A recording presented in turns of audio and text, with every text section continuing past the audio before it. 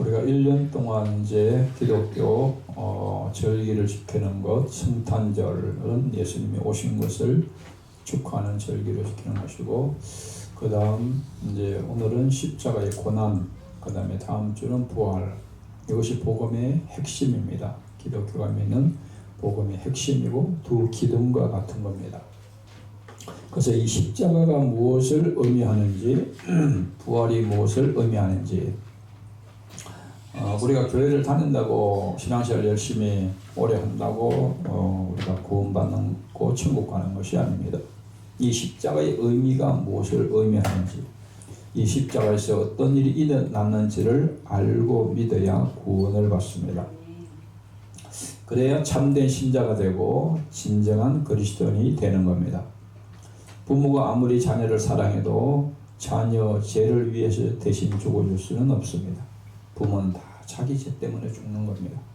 그러나 예수님은 바로 이 십자가의 죽음은 바로 예수님이 자신의 죄를 위해 죽은 것이 아니라 바로 예수님이 우리의 죄를 대신해서 죽으신 것이기 때문에, 예수님이 십자가의 죽음과 나와 무슨 관계가 있는가? 나와 상관이 없으면 그 사람은 구원받은 사람이 아닙니다. 예수님이 십자가 죽음이 바로 나를 위해서 죽으신 것이다. 그것이 확실하게 나를 위한 관계가 되어야 그 사람이 이제 제사함을 받고 구원을 받게 되는 겁니다. 어떤 분들은 목에 십자가를 걸고 다니기도 하고, 또 어떤 목사님은 보니까 십자가를 세계에 있는 모든 십자가를 다 그 십자가 나무로 만든 그것도 다양의 모양, 그걸 수집하면서 또 은혜를 받는 분도 있어요. 물론 그것도 중요하지만은 더 중요한 것은 십자가의 의미를 깨닫는 것이 더 중요합니다. 그 십자가는 핵심적인 것이 바로 죽음을 의미하는 것이고, 십자가는 바로 거기서 죽으면서 피를 흘린 것을 이야기하는 것이고, 그것은 놀라운 사랑으로 희생한 것을 말하는 겁니다. 그래서 기독교의 상징은 십자가입니다. 십자가. 그래서 교회마다 어떤 교회 가면 이제 십자가를 달아놓죠. 우리 교회는 십자가를 안 달아놓으니까 어떤 분이 이단이 아니냐, 옛날에 방화동 있을 때 그렇게 이야기하는데, 그건 십자가를 형태를 달아놓는다고 그게 교회가 아니라는 거예요. 십자가에서 무슨 일입니다. 십자가에서 예수님만 죽은 것이 아니잖아요. 강도들도 십자가 죽었어요. 그러니까 십자가의 의미를 알고 믿어야 되지, 십자가 매달아놨다고 그게 참된 교회가 되는 것이 아니에요. 그러니까 예수님은 왜 십자가에서 특별히 죽으셔야 되는가, 두 가지 이유를 오늘 중심으로 설명을 하겠습니다. 1번 먼저 읽겠습니다. 십자가의 도가 멸망하는 자들에게는 미련한 것이요 구원을 받는 우리에게는 하나님의 능력이라. 아멘. 십자가의 도가 뭐냐면 복음을 이야기하는데 바로 하나님이 자기 아들을 십자가에 못 박아 주겠다는 것입니다. 십자가의 도. 그래서 그것이 멸망받는 자들에게는 그것을 들을 때 미련하고 어리석게 들린다는 거예요. 그러나 구원을 받는 우리에게는 그 십자가가 놀라운 하나님의 능력이라는 것을 우리가 믿게 된다는 겁니다. 2번, 우리는 십자가에 못 박힌 그리스도를 전하니 유대인에게는 거리끼는 것이요 이방인에게는 미련한 것이로되 오직 부르심을 받은 자들에게는 유대인이나 헬라인이나 그리스도는 하나님의 능력이요 하나님의 지혜니라. 아멘. 그래서 예수 그리스도를 계속 전한다고 복음을 잘 전하는 것이 아닙니다. 십자가에 못 박힌 예수님을 전해야 돼요. 십자가에서 피 흘리신 예수님을 전해야 됩니다. 그래서 십자가에 못 박힌 그리스도를 전하는데, 그걸 전하다 보면 유대인들에게는 끄리끼는 것이요, 유대인들, 이스라엘 백성들은 그 십자가를 끄리낀다는 거, 싫어한다는 겁니다. 이방인들에게는 미련한 것이로되, 그러니까 전 세계 인류를 나눌 때 성경은 이제 유대인이냐 아니면 유대인을 제외한 모든 세계 사람들은 이방인으로 분류를 합니다. 유대인이냐 이방인이냐. 그래서 유대인들은 이제 예수님의 같이 태어난 나라 사람 백성들이잖아요. 육신적으로는 그들은 십자가를 못 박힌 그들을 생각할 때 끄리끼는 것이라는 겁니다. 이방인들은 미련하게 생각한다는. 그런데 부르심을 받은 자들, 이게 부르심 받은 구원받은 자들이죠. 하나님께 부르심을 받고 구원받은 자들에게는 유대인이든지 헬라인이든지, 헬라인도 이방인을 가리킵니다. 그러니까 유대인과 이방인을 나누든지 유대인과 헬라인 모든 세상의 사람들을 가리켜요. 유대인은 헬라인이나 그리스도는 하나님의 능력이요 하나님의 지혜니라. 왜 유대인들은 십자가에 못 박힌 그리스도를 예수 그리스도를 꺼리끼리냐? 그 사람들은 율법을 알고 있는데 율법에서 사람을 나무에 달라 죽이는 자는 제일 하나님께 저주받은 사람을 죽이는 것이 나무에 달라 죽이는 거예요. 그러니까 예수님이 나무에 달려 죽고 있으니까 십자가에 매달려 죽고 있으니까 가장 저주받은 자니까 이게 유대인들은 좋아할 리가 없는 거죠. 꺼리끼는 거죠. 예. 또 이방인들이 생각할 때는 가만히 생각하면 여러분이 결혼했고 자녀를 낳았는데 그 자녀를 뭐 감옥에 있는 사람들을 대신 죽여줄 수 있겠습니까? 예? 아버지 그러면 자녀를 보호하는 것이 아버지의 사랑이고 책임인데 자기 아들을 보호도 못하고 죽이는 그런 아버지가 무슨 아버지냐? 예? 그렇게 생각하니까 이 사람들은 그게 너무도 어리석게 들리는 거예요. 그것은 미련하게 생각 때문에 믿을 생각을 못하는 거죠. 예.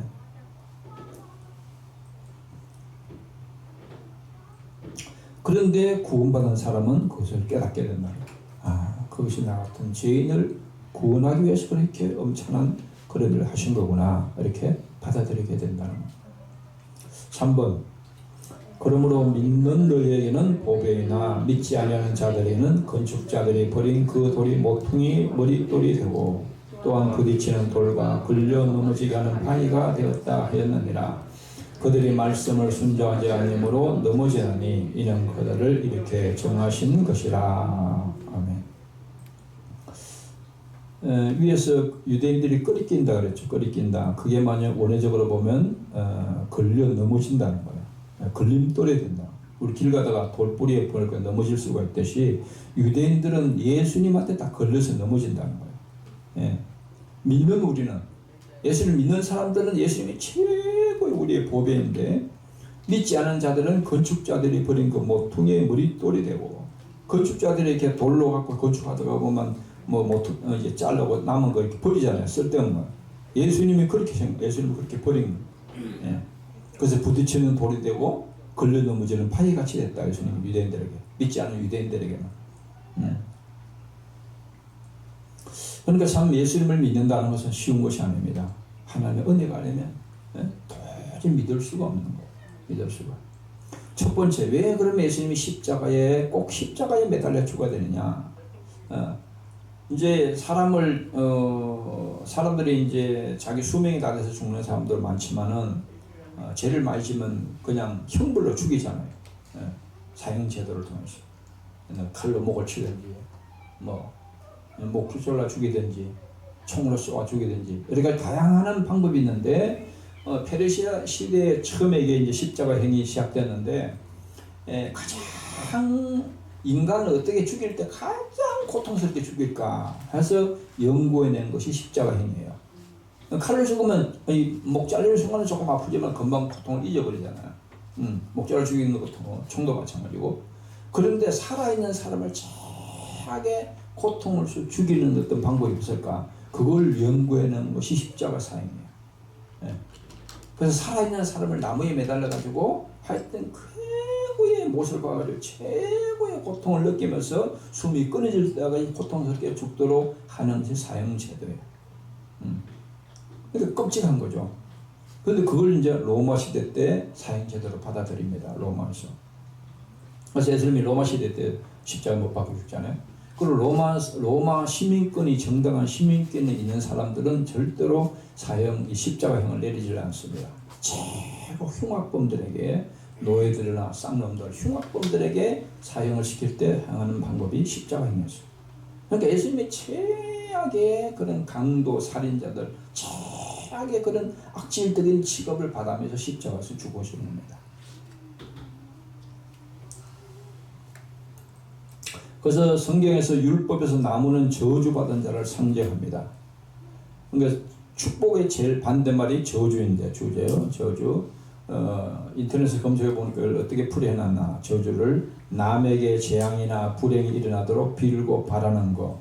또 그렇게 해서 일어나는 재앙과 불행. 그러니까 하나님한테 축복이란 축복은 다 끊어진 거. 최악의 비참한 인생이 되는 것이 저주받은 인생이 되는 겁니다. 이게 어디서 시작되느냐? 4번 아담에게 이르시되 내가 내 아내의 말을 듣고 내가 내게 먹지 말라 한 나무의 열매를 먹었은즉 땅은 너로 말미암아 저주를 받고 너는 내 평생에 수고하여 그 소산을 먹으리라. 아멘.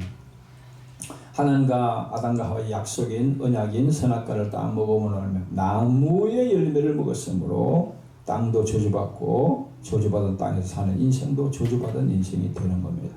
거기서 죄로 말미암아 모든 저주가 시작된 겁니다. 5번 내가 그의 집을 영원토록 심판하겠다고 그에게 말한 것은 그가 아는 죄악 때문이니 이는 그가 자기 아들들이 저주를 자청하되 금하지 아니하였음이니라. 이것은 이제 사무엘상에 보면 그 엘리 대제사장이 나오죠. 대제사장 가문이 다 삼족이 다 멸하는 저주를 받았는데 그게 왜 그러냐? 대제사장이 그 엘리 제사장이 자기 아들이 제사를 지낼 때 우리가 지금은 이제 예배 드리면 구약에는 짐승을 바쳤고 예배를 드리는데 짐승을 먼저 잡아가지고 하나님께 제물을 먼저 바치고 그 이제 그 나무 그 후에 이제 그것을 제사장 가족들이 먹을 수가 있는데 바치기도 전에 그걸 그냥 꺼내갖고 막 생걸 고기를 달라 그러고 애를 쓰고 해가지고 자기가 먹고 막 이렇게 하는 거야. 그러니까 하나님의 제사를 멸시하니까 이게 뭡니까? 저주를 자청했다. 엘리 제사장 아들이 저주를 오늘로 말하면 예배를 우습게 얘기한 거예요. 예배를 우습게 여기면 저주받은 인생이 되는데 가인이 제사 드리고도 저주받잖아요. 가인이. 그러니까 하나님이 안 받는 제사가 되면 저주받은 인생이 되는 거예요. 그러니까 예배 참여하는 것도 중요하지만 내가 예배의 모든 믿음과 정성을 해서 하나님의 내 예배를 잘 받도록 믿음으로 예배를 잘 드리는 것이 중요합니다. 그래서 이 저주를 자청하되 금하지 않았다.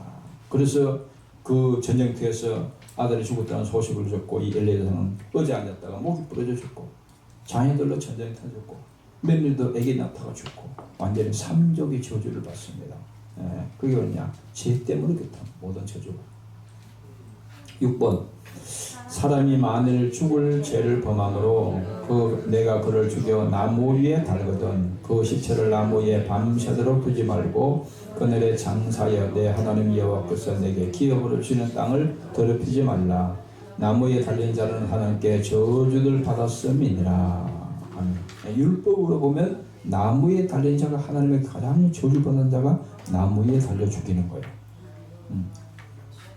7번 너희가 나무에 달아 죽인 예수를 우리 조상의 하나님이 살리시고 그래서 예수님을 죽일 때 땅에서 죽이는 것이 아니라 나무에 가장 저주받은 나무에 매달아 죽이는 것이 바로 예수님이 우리 대신 저주를 받는 예수님의 모습입니다. 8번 친히 나무에 달려 그 몸으로 우리 죄를 담당하셨으니 이는 우리로 죄에 대하여 죽고 의에 대하여 살리게 하려 하심이라. 그가 채찍에 맞음으로 너희는 나음을 얻었나니. 아멘. 예수님이 친히 직접 나무에 매달려서 그 몸으로 우리 죄를 다 담당했다. 우리 죄를 다 짊어지고 뒤집어 쓰고 나무에서 저주받은 죽음을 죽었다는 겁니다. 9번 무릇 율법의 행위에 속한 자들은 저주 아래 있나니 기록된 바 누구든지 율법책에 기록된 대로 모든 일을 항상 행하지 아니하는 자는 저주 아래 있는 자라 하였습니다. 아멘. 그러니까 율법의 행위에 속한 자, 그러니까 율법을 100% 지켜서 어렵다함을 받고자 하는 사람은 다 불합격이기 때문에 그들은 다 저주 아래 있는 인생이다. 왜냐? 그런 사람들은 율법에 기록된 대로 모든 일을 항상 그러니까 율법을 100% 행하지 않은 자는 저주받는 저주 아래 있다. 율법을 한 가지 먹이도 저주받아야 인생이 된다.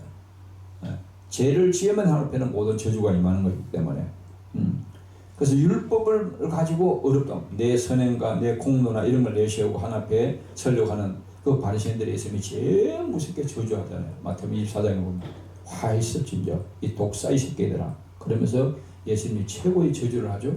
왜 그러냐? 이 율법을 가지고 하나님께 오려고 하는 자들.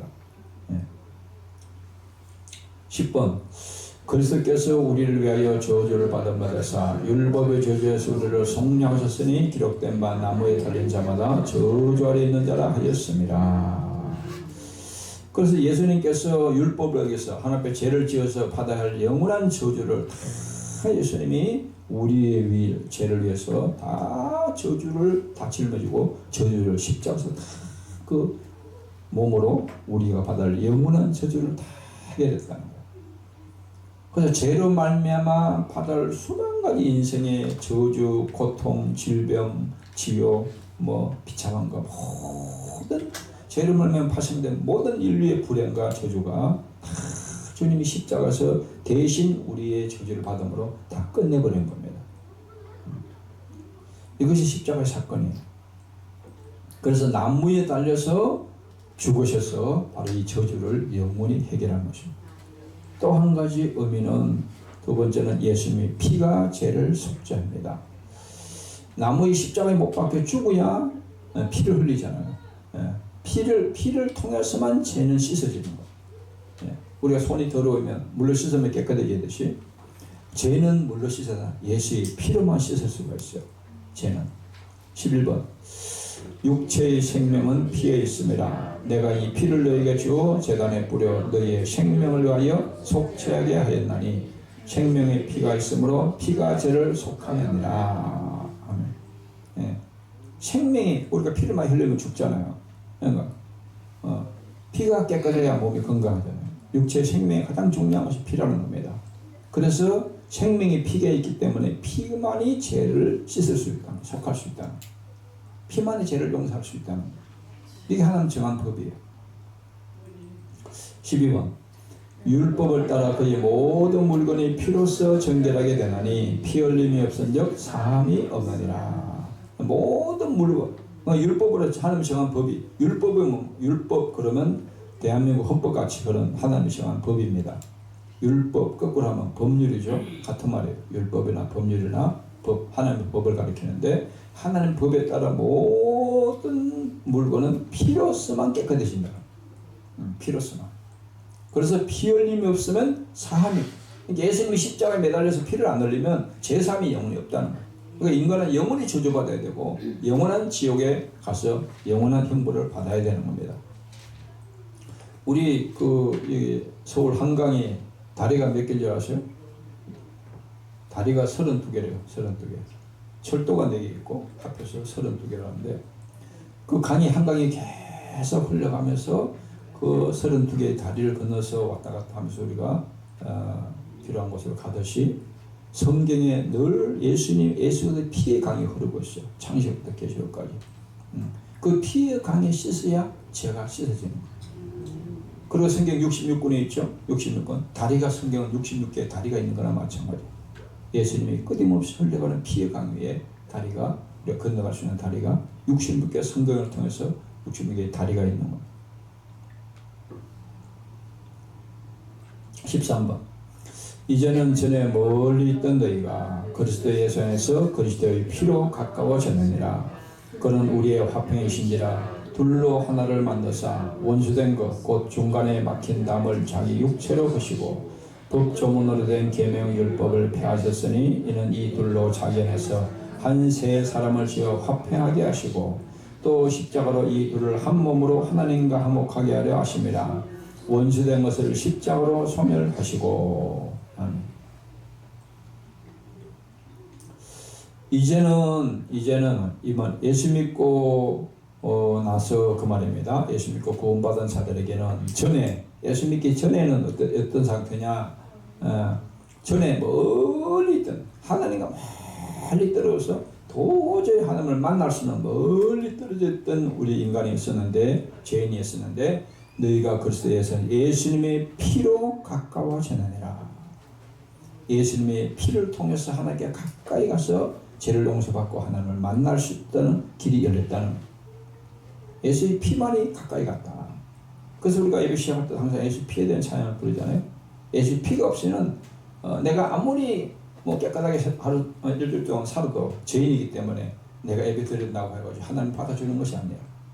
예수의 피를 믿고 내가 제사함을 받아야 하나님이 내 예배를 받아주는 거예요. 예.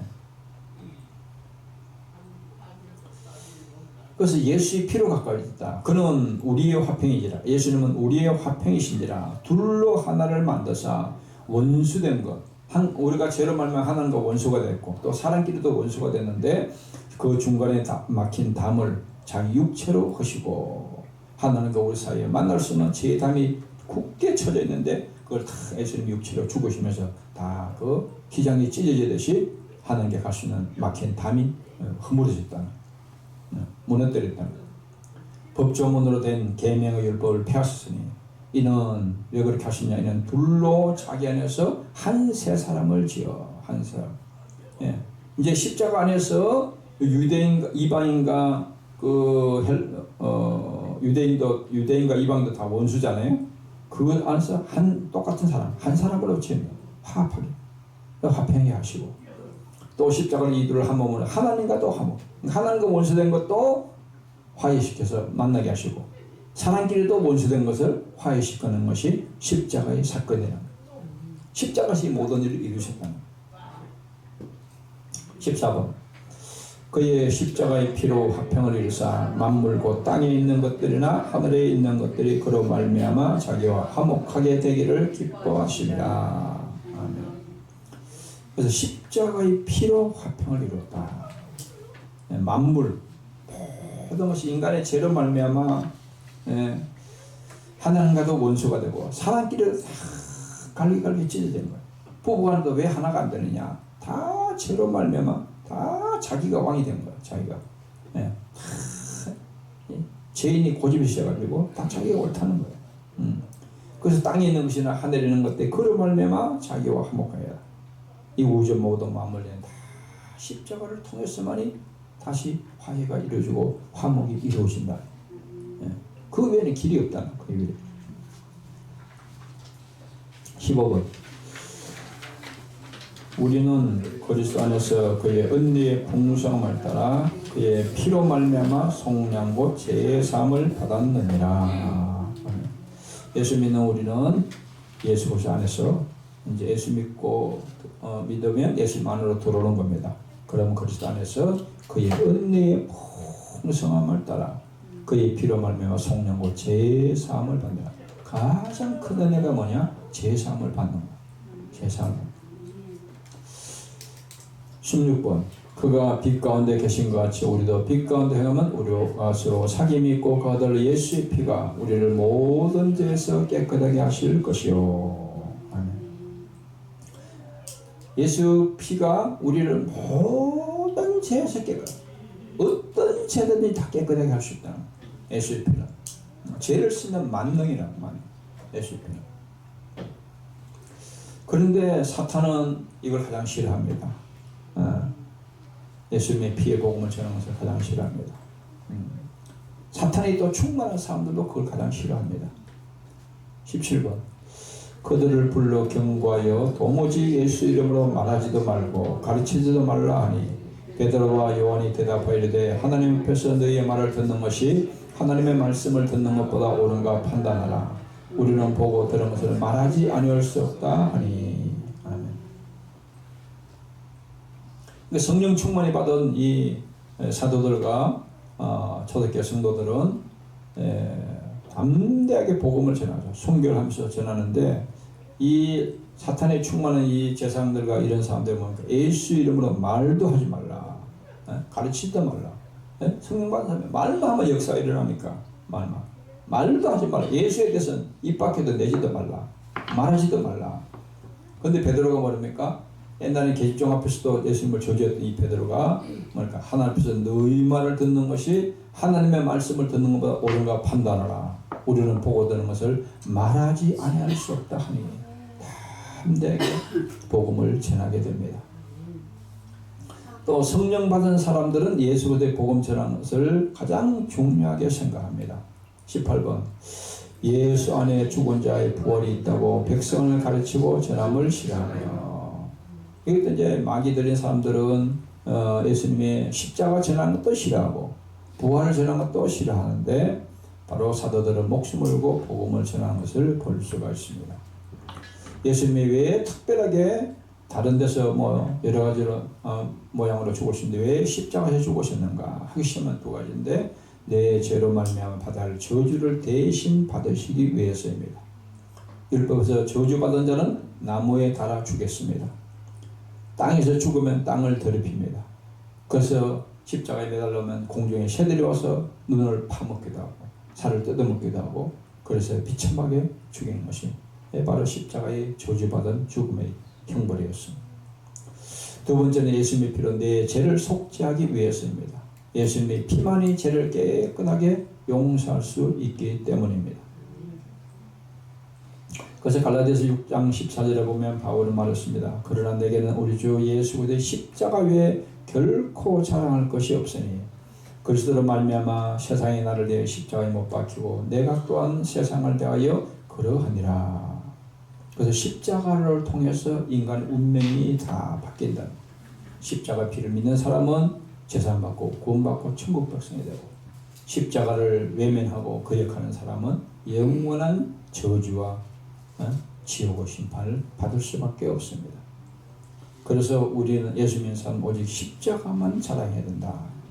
돈을 자랑하거나 자신을 자랑하거나 자식을 자랑하거나 이런 것들은 십자가 은혜를 망각하고 그건 아주 영적으로 교만의 죄에 빠진 것입니다. 오직 십자가 외에는 우리는 살 길이 없습니다. 십자가만 자랑하는 것이 바로 성도의 자랑입니다. 고린도전서 2장 2절에도 보면 바울은 내가 너희 중에서 예수 그리스도와 그가 십자가에 못 박힌 것 외에는 아무것도 알지 아니하기로 작정하였습니다. 십자가는 하나님의 지혜요 하나님의 비밀이요 하나님의 신비요 하나님의 사랑이요 하나님의 능력이고 하나님의 모든 비밀이 바로 이 십자가를 통해서 우리에게 전달되는 것입니다. 그래서 죄인인 인간이 이 십자가를 붙들지 않고 살면은 세속화가 되고 타락하게 되고 교만하게 되고 받았던 은혜도 사라지게 되고 영적 능력이 사라지게 됩니다. 그래서 마태복음 16장 24절에 예수님은 예수께서 제자들에게 이르시되 누구든지 나를 따라오려다 자기를 부인하고 자기 십자가를 지고 나를 따를 것이니라. 날마다 밥을 먹듯이 물을 마시듯이 믿음으로 우리는 예수님 십자가를 붙들고 살아야 우리가 타락하지 않고 우리 믿음을 지킬 수가 있습니다. 고린도서 15장 31절에 바울은 나는 날마다 죽는다라고 말합니다. 갈라디아서 5장 24절에 또 바울은 그런 고백을 합니다. 한번 찾아보겠습니다. 갈라디아서 5장 24절 우리가 뭘 십자가에 못 박아야 되는가.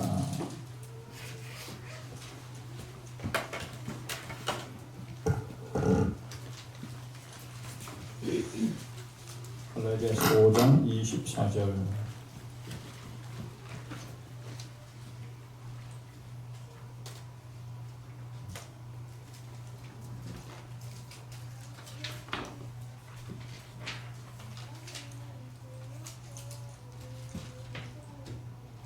시작. 그리스도 예수의 사람들은 육체와 함께 그 정욕과 탐심을 십자가에 못 박았느니라. 그리스도 예수의 사람들, 예수님 진짜 믿는 사람들은 육체와 함께 육체 속에 있는 정욕과 탐심, 욕심을 십자가에 못 박는 것이 예수 믿는 사람들이라는 겁니다.